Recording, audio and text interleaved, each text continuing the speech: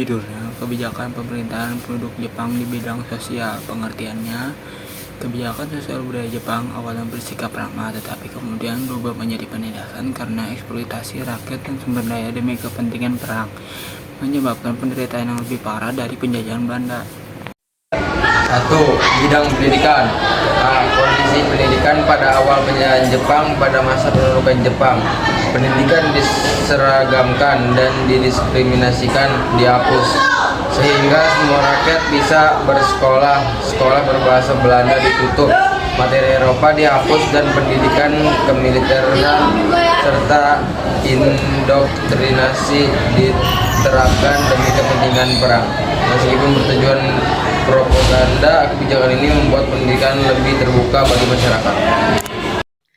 B. Moda pembelajaran. Pendidikan bersifat semiliter dengan latihan fisik dan indoktrinasi. Bahasa Belanda dihapus diganti dengan bahasa Indonesia, bahasa daerah, dan bahasa Jepang. Dampak positifnya, bahasa Indonesia lebih dikenal, tetapi pendidikan tinggi terhambat karena larangan buku berbahasa Belanda dan Inggris.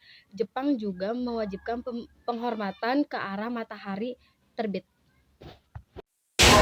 Perkembangan bidang bahasa dan sastra. Perkembangan bidang bahasa.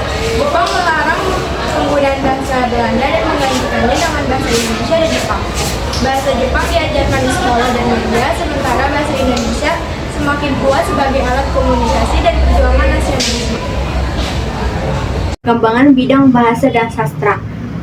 Yang pertama, kedudukan bahasa Indonesia.